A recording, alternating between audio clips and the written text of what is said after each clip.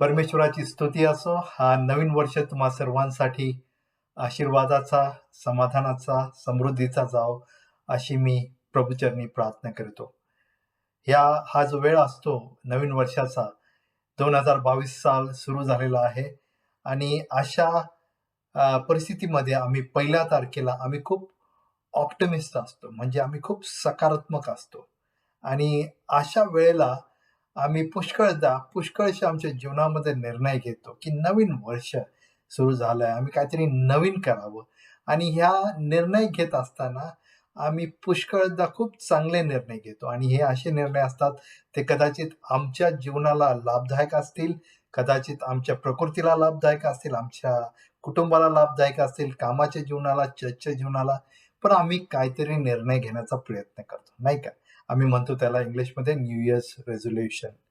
आणि पुष्कळदा असं म्हणतात, की एकाने जोकमध्ये विचारले, की न्यू इयर्स रेझोल्यूशन काय असतं? आणि त्याचा मित्र म्हटला, की न्यू इयर्स रेझोल्यूशन म्हणजे आपण जे न्यू इयरला पहिल्या आठवड्यामध्ये जी गोष्ट करायची असते त्याची लिस्ट, त्याला म्हणतात न्यू इयर्स रेझोल्यूशन. प्रियांनो, आपण पुष्कळदा पाहतो, की हे जे निर्णय असतात नवीन वर्षाचे आम्ही पहिल्या आठवड्यामध्ये खूप चांगल्या रीतीने करण्याचा प्रयत्न करतो. पुष्कळ जण पहिल्या दिवशी करण्याचा प्रयत्न करतो. दुसऱ्या दिवशी आम्ही पुन्हा होते जैसे थे.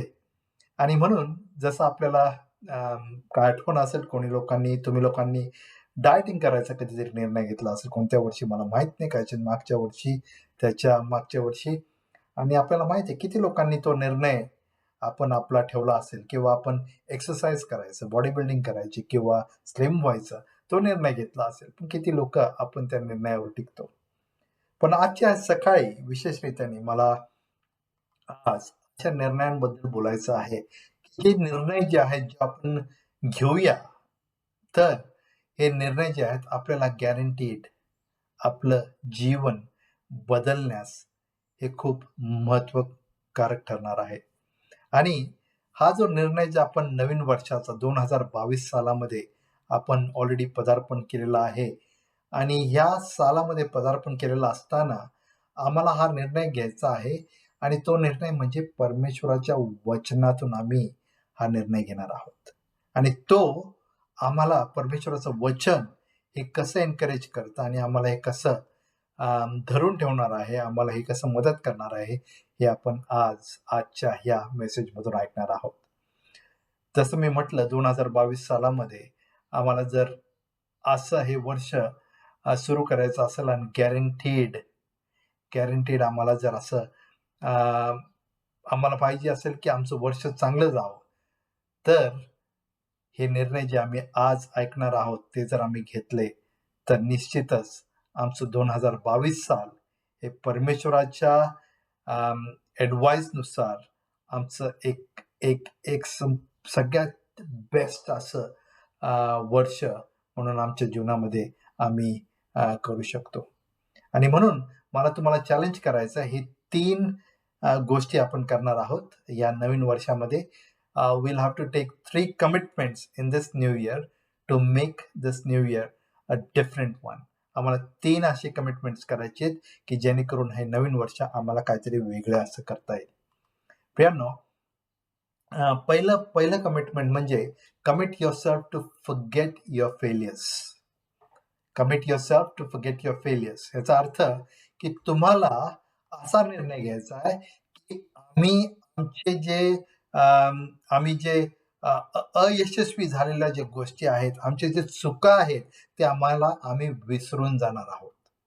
आपण सर्वात प्रथम जे शास्त्र भाग जो वाचला आहे, फिलिप्पियरास पत्र ह्याचा 3रा अध्याय आणि 13वं आणि 14वं वचन हे वाचूया.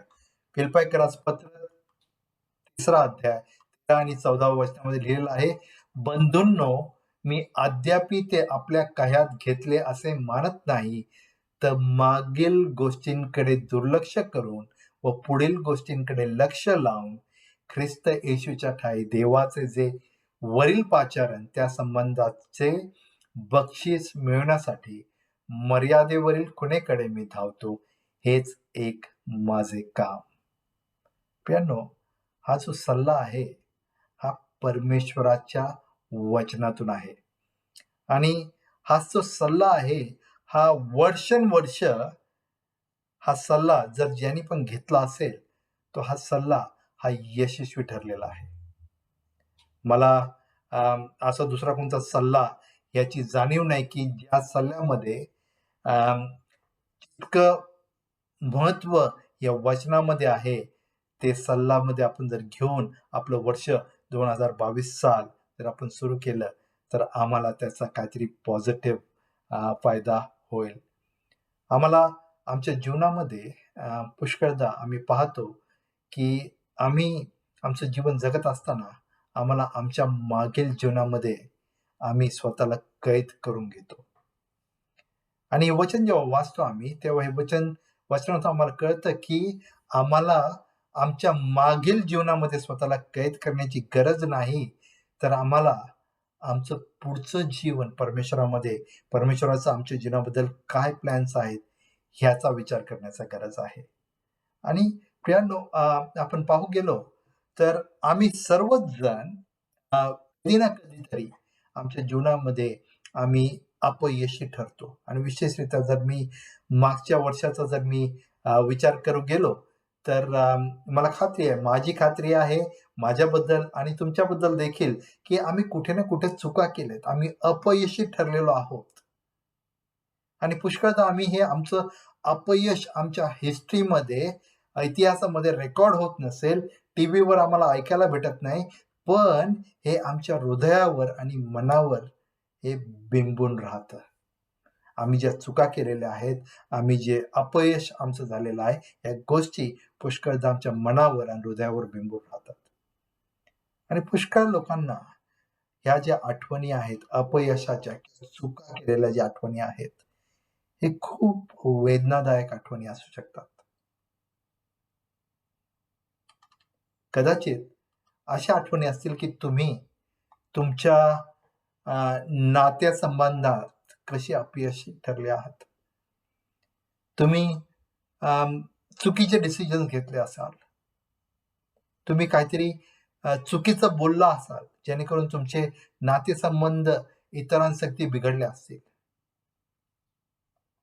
आपल्यामधून पुष्कळ जण पेरेंट्स असतील, आई-वडील असतील आणि असं होऊ शकलं असेल, की तुम्ही तुमच्या मुलांसंगती वागण्यामध्ये किंवा बोलण्यामध्ये तुमचं काहीतरी चूक झाली असेल.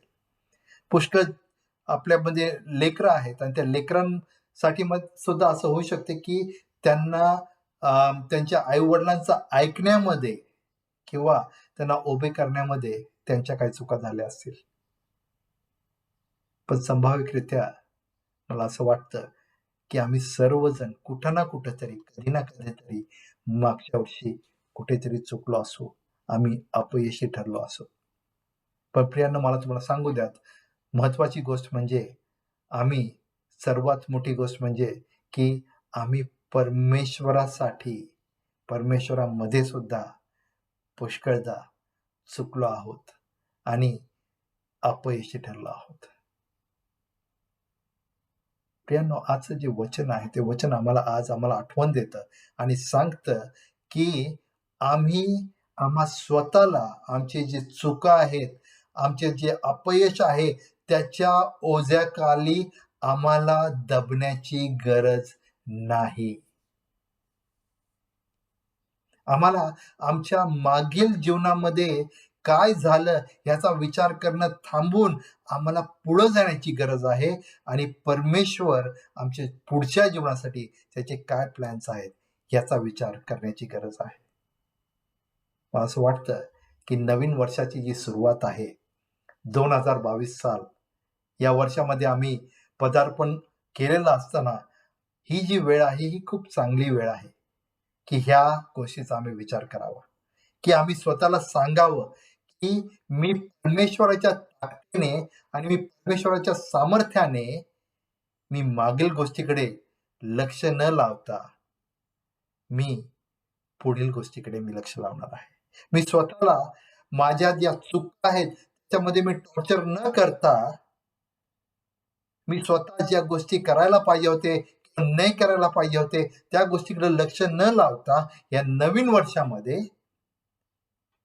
जी चांगली वेळ आहे आमच्यासाठी. मी या नवीन वर्षामध्ये मी ह्या सर्व गोष्टीतून, ज्या गोष्टींमध्ये मी जखडून गेलेलो आहे, त्या गोष्टींमधून यांच्या साखळ्या तोडून मी आज बाहेर येणार आहे. परमेश्वराचं वचन सांगतं की त्याची अशी इच्छा नाही की आमच्या जीवनामध्ये आमची ब्रँडिंग अशी घेऊन आम्ही चालावं की मी एक फेलियर आहे. परमेश्वराची अशी इच्छा नाही, कारण येशू ख्रिस्त स्वतः त्या काल्वरीच्या क्रुसावर एक भयंकर असं मरण त्याने सोसलं. कशासाठी? की आमच्या सर्व पापांची क्षमा व्हावी.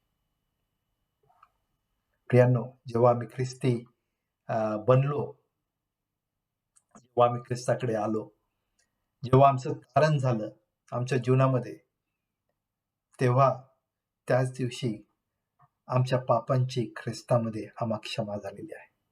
आणि ती क्षमा आम्हाला मग पुढे आम्हा स्वतःला क्षमा करण्यास शक्ती देते, सामर्थ्य देते. आणि आमचे जे फेलियर्स आहेत, आमची जी चुका आहेत, या गोष्टींना विसरून पुढे जाण्यासाठी आम्हाला उत्तीर्ण करते.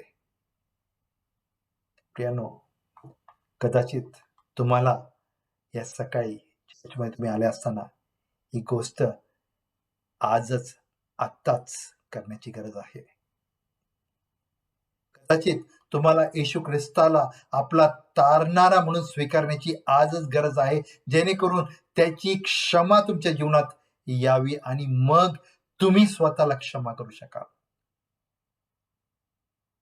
म्हणून या 2022 सालामध्ये आम्ही पदार्पण करत असताना सर्वात प्रथम जर आम्हाला कोणती गोष्ट करायची असेल, तर आम्हाला आमचं पूर्वीचं जीवन विसरायचं आहे आणि आम्हाला पुढे बघायचं आहे.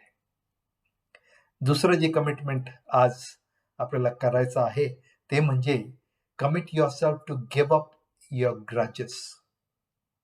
आम्हाला असा निर्णय घ्यायचा आहे की आमची जी नाराजी आहे, आमची जी इतरांबद्दल जो राग आहे, आमचा जो इतरांबद्दल द्वेष आहे, तो द्वेष, ती नाराजी आम्हाला कम्प्लिटली आमच्यामधून काढून टाकायची आहे. कलसेकर पत्रामध्ये 3ऱ्या अध्यायामध्ये आणि 13व्या वचनामध्ये काय लिहिलंय? माझी इच्छा आहे की आपण ती खूप काळजीपूर्वक ऐकावं. आणि ते म्हणतं, कलसेकर पत्र 3रा अध्याय 13वं वचन, आम्हाला वाचायला भेटतं की एकमेकांचे सहन करा आणि कोणाविरुद्ध कोणाचे गाऱ्हाणे असल्यास आपसात क्षमा करा. प्रभूने तुम्हाला क्षमा केली तशी तुम्हीही करा. प्रियांनो, हे चॅलेंज तुम्हाला कळालं आहे का? परमेश्वर तुम्हाला आणि मला आज खूप स्पेशल रीतीने चॅलेंज देत आहे की आम्ही आमची जी नाराजी आहे, आमचे जे ग्रजेस आहेत, आमच्या मनात जे द्वेष आहे इतरांसाठी, तो सगळा द्वेष, ती नाराजी आम्ही काढून टाकावी. म्हणजेच एकमेकांना आम्ही क्षमा करावी. हे जे ग्रज आहे, हे जी नाराजगी आहे, ते काय असतं? ते म्हणजे जी आमच्या मनामध्ये एखाद्याविषयी जी घाण असते, एखाद्याविषयी खूप राग असतो आणि मग ही जी नाराजगी आहे, ही हळूहळू वाढते.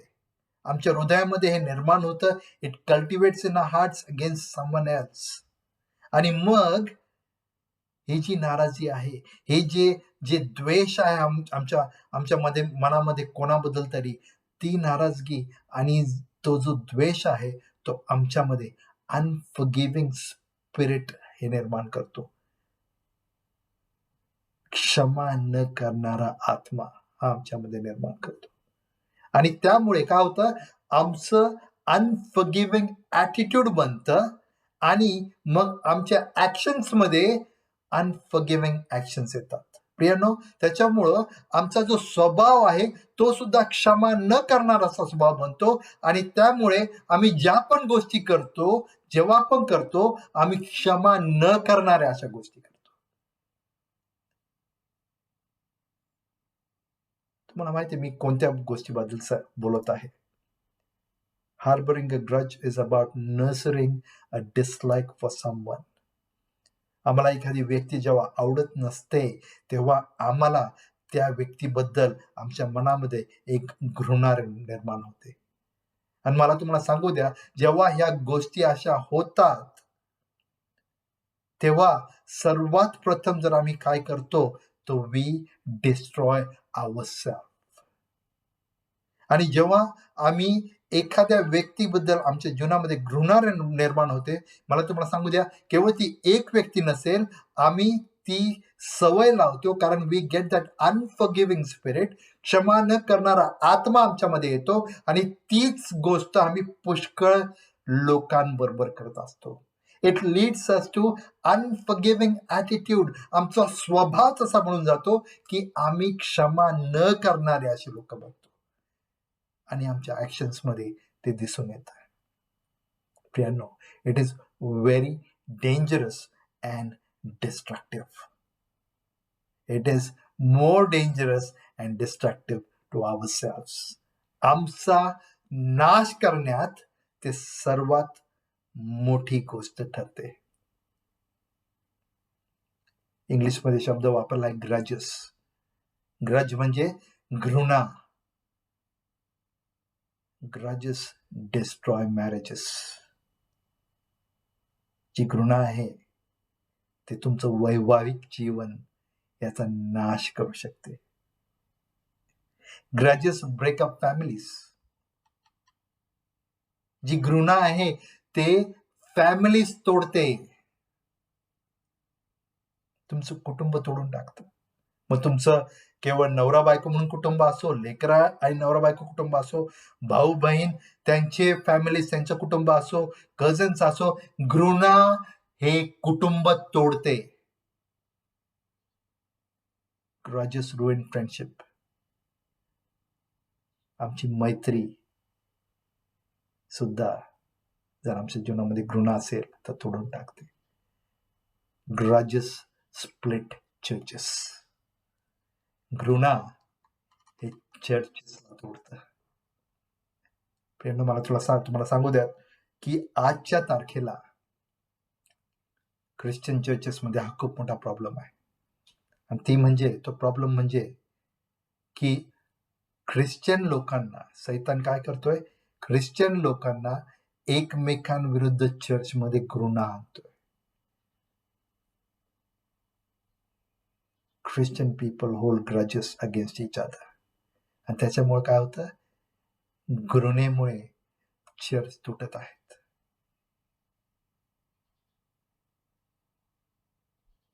मला तुम्हाला सांगू द्या की आज सकाळी, या नवीन वर्षाच्या सकाळी, जर तुमच्या मनामध्ये कोणाविरुद्ध घृणा असेल तर परमेश्वर आज तुम्हाला एकच गोष्ट सांगतोय, आणि ती गोष्ट म्हणजे गिव्ह इट अप. तुमची घृणा ही सोडून द्या.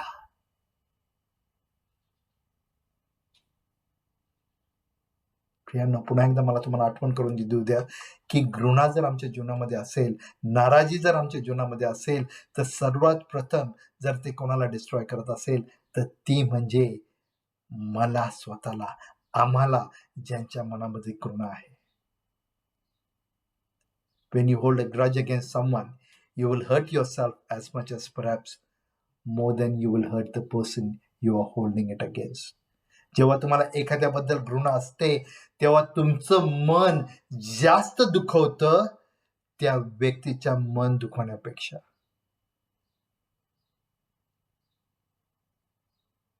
जर तुम्ही ती घृणा तुमच्या जीवनामध्ये वाढवत राहिलात, एकाबरोबर, दुसऱ्याबरोबर, तिसऱ्याबरोबर, मग तुम्ही पुन्हा एखाद्याबरोबर गोड होत असाल, दुसऱ्याबरोबर गोड होत असाल, पण ही सवय लागते आम्हाला.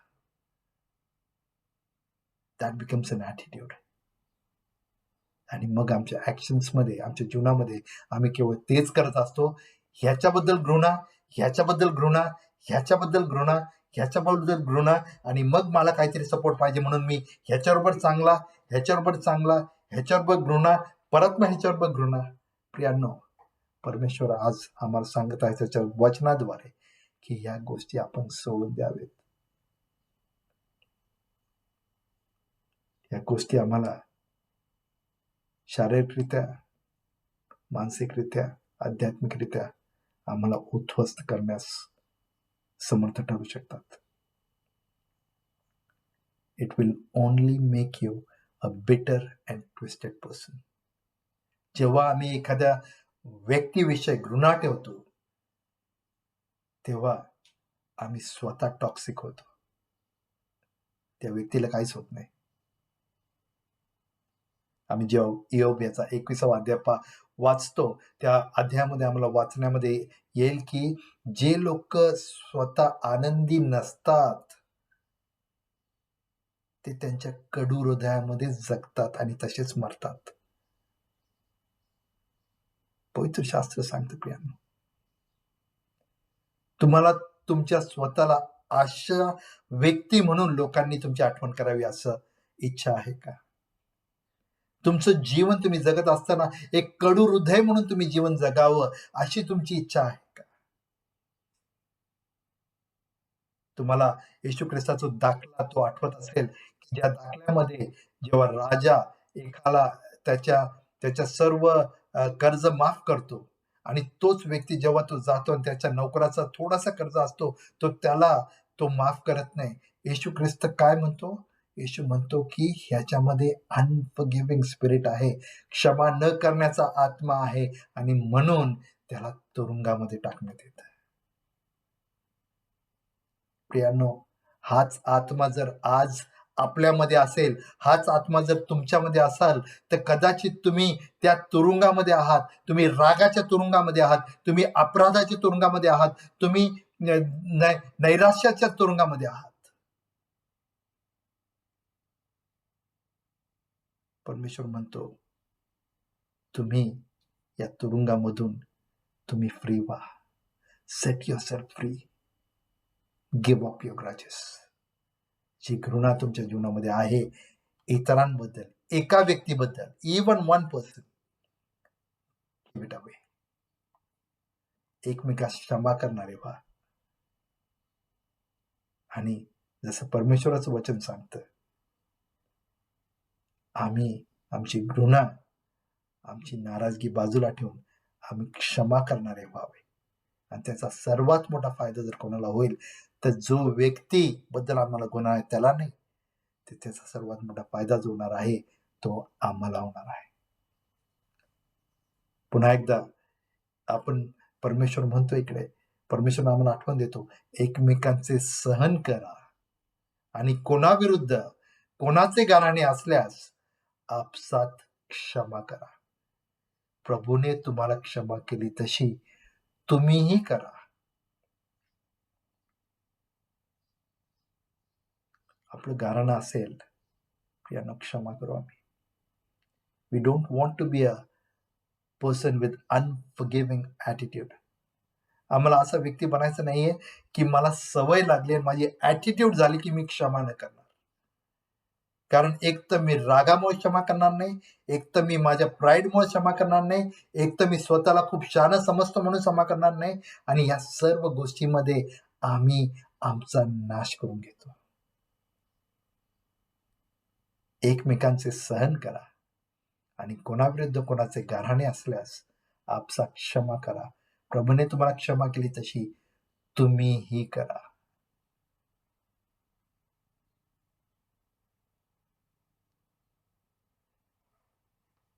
I'm absolutely certain that there are people here who need to give up their grudges and forgive the grievance they have against someone else.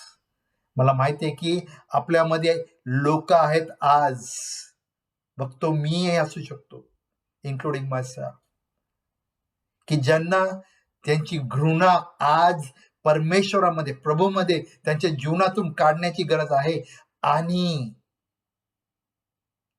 एकमेकांची क्षमा करण्याची गरज आहे. वाट बघू नका की दुसरा व्यक्ती करत नाही मी करणार नाही. कदाचित असे काही लोक आहेत की ज्यांना त्यांच्या आई वडिलांबद्दल घृणा असेल, त्यांना क्षमा करण्याची गरज आहे. असे काही लोक असेल त्यांच्या लेकरांबद्दल त्यांना घृणा असेल, लहान असो मोठा असो, त्यांना क्षमा करण्याची गरज आहे. असे काही लोक असेल की त्यांना आपल्या बायकोबद्दल, आपल्या नवऱ्याबद्दल आम्ही खूप दुखावले असोत. मग ते शारीरिकरित्या म्हणा, ते मानसिकरित्या म्हणा, आध्यात्मिकरित्या म्हणा, आम्ही दुखावले असोत. आज त्या व्यक्तीला तुम्हाला क्षमा करण्याची गरज आहे. कदाचित कोणीतरी तुमच्या कामावर असेल, त्या व्यक्तीला तुम्हाला क्षमा करण्याची गरज आहे. ती व्यक्ती तुम्हाला व्यवस्थितरित्या ट्रीट करत नसेल. कदाचित कोणीतरी जे तुमच्याबरोबर आर्ग्युमेंट करतात, त्यांना सुद्धा तुम्हाला क्षमा करण्याची गरज असेल. आज आपल्या कॉंग्रिगेशनमध्ये जर कोणाबद्दल घृणा असेल तुमच्या मनामध्ये, त्या व्यक्तीला सुद्धा आज तुला क्षमा करण्याची गरज आहे. प्रियांनो, असं करून आम्ही स्वतःचा बचाव करतो आणि त्यामुळे सैतानाचा नाश होतो. परमेश्वर आज आम्हाला सांगत आहे की आमच्यातला तो जुना व्यक्ती, जुना माणूस आम्हाला काढून टाकण्याची गरज आहे. आणि हे करण्यासाठी ह्यापेक्षा अधिक चांगली वेळ कोणती? नवीन वर्षामध्ये आम्ही पदार्पण करत आहोत. आणि या नवीन वर्षामध्ये पदार्पण करत असताना God is telling you that you need to forgive and forget.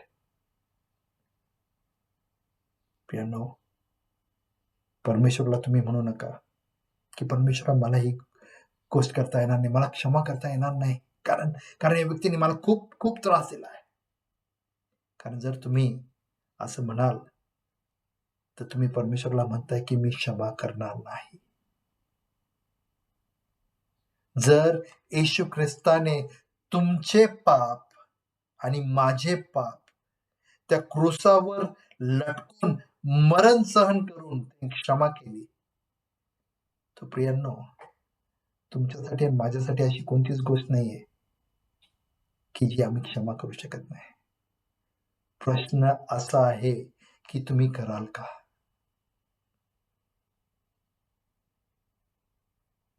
The third commitment for 2022 is, तिसरा निर्णय आपल्याला 2022 सालामध्ये जर घ्यायचा असेल तर तो म्हणजे commit yourself to turn your back to your transgressions. पापापासून माघारे वळा. जेव्हा हा मेसेज मी तयार करत होतो तेव्हा मी ही गोष्ट वाचली की जिकडे अमेरिकन सिव्हिल वॉर जेव्हा तो संपला आणि जेव्हा ती लढाई संपल्यानंतर जे स्लेव्स म्हणजे जे गुलाम होते त्यांना मोकळं करण्यात आलं. दे वर फ्री. आणि ते गुलाम, त्याच्यातले पुष्कळ असे गुलाम होते की त्यांनी डिसिजन घेतलं की ते तिथंच राहतील आणि त्यांचे जे जुने मालक आहेत, जुने ज्या गोष्टी त्या गुलामगिरीमध्ये करत होते त्या गोष्टी ते करत राहतील. They were set free, but they chose to live as a slave. त्यांना मोकळं करण्यात आलं तरी सुद्धा ते गुलाम म्हणून राहण्यातच त्यांनी आनंद मानला. प्रियांनो, येशू ख्रिस्त तुमच्यासाठी आणि माझ्यासाठी मेला. पवित्र आत्म्याने आमच्यामध्ये ती शक्ती दिली, ते सामर्थ्य दिलं की आम्ही स्वतःला मोकळं करावं आमच्या पापातून. पण आज सुद्धा पुष्कळ ख्रिस्ती या गुलामांसारखे जगतो. आम्हाला फ्रीडम दिलेला असताना, आम्हाला मोकळीक दिलेला असताना आम्ही आज सुद्धा आमचं जुन्या जीवनामध्ये आम्ही जसे जगत होतो तसेच आम्ही त्या जुन्या मालकाची, सैतानाची आम्ही चाकरी करत आहोत. रोमकरास पत्र याचा 6वा अध्याय आणि 12व्या वचनामध्ये जर आम्ही वाचलं तर तिथं लिहिलेलं आहे, यास्तव तुम्ही आपल्या शरीर वासनाच्या अधीन न व्हावे म्हणून पापाने तुमच्या मर्त्य शरीरात राज्य करू नये. प्रियांनो, हे आम्हाला लास्ट चॅलेंज आहे या 3 कमिटमेंट मध्ये. आणि जर आम्ही हे 3 निर्णय घेतले, तर आमचं हे जे नवीन वर्ष आहे, मला तुम्हाला सांगू द्यात, हे निश्चितच तुमच्या आयुष्यातले सर्व जेवढी वर्ष तुम्ही जगला असाल, त्याच्यापेक्षा वेगळं असेल.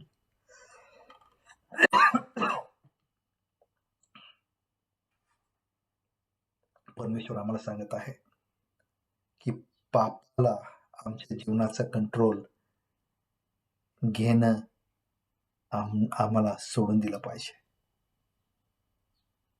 ज्या लस्टफुल डिझायर्स आहेत, त्या आम्हाला आमच्या जीवनातून काढण्याची गरज आहे.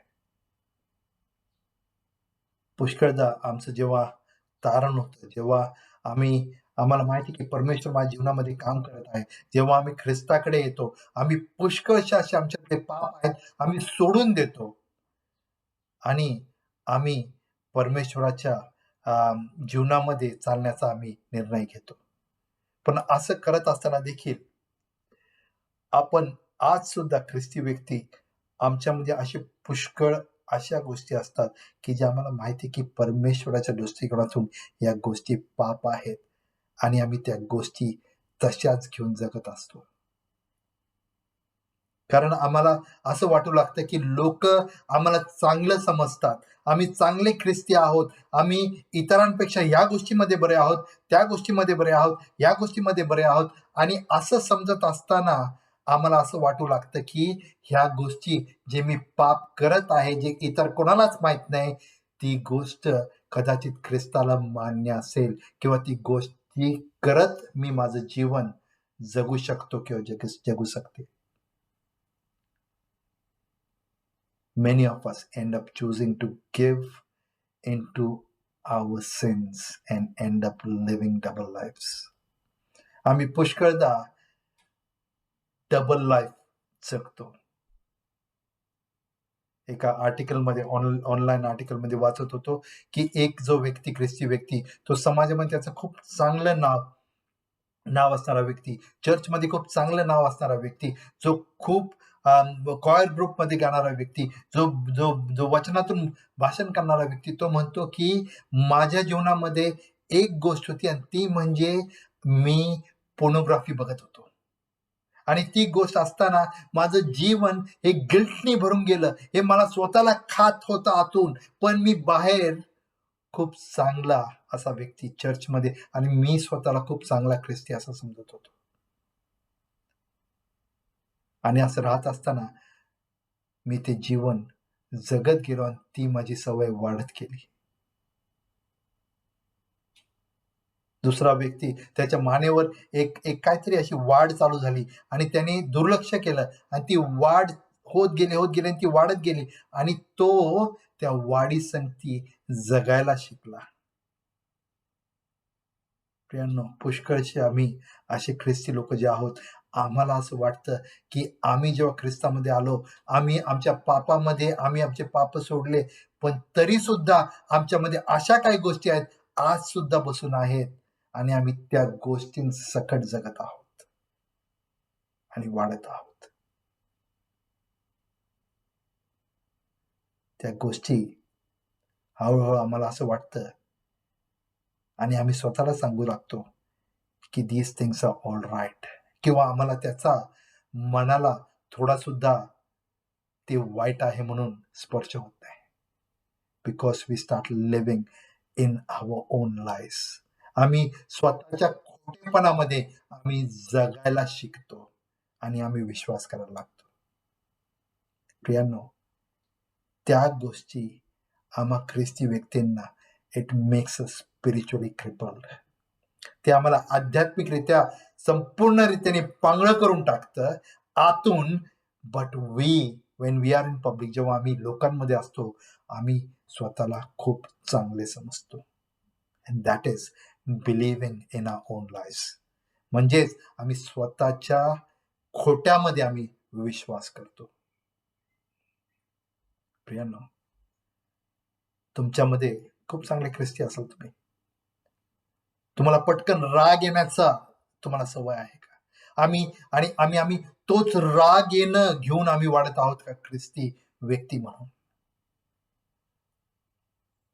प्रियानो, तुम्ही खूप चांगले ख्रिस्ती व्यक्ती असाल, समाजामध्ये तुम्हाला खूप मान असेल, तुमची जीभ अशी आहे का की इतरांना नुसतं तुम्ही टाकून बोलता, तुम्ही इतरांना त्यांचं कॅरेक्टर असॅसिनेट करून टाकता, तुम्ही इतरांना असं बोलता की त्यांच्या जीवनामध्ये एक प्रकारची जखम होऊन जाते आणि तुम्हाला त्या गोष्टीचा आनंद होतो.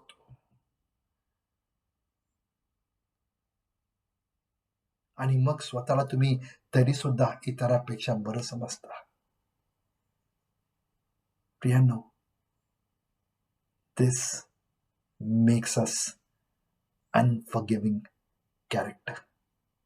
आम्ही एक क्षमा न करणारं, आम्ही एक स्वतःला बाहेरून एक गोष्ट असणारे, स्वतःला ख्रिस्ती समजणारे, पण स्वतःच्याच खोट्यामध्ये कंझ्युम होणारे असे लोक बनून जातो.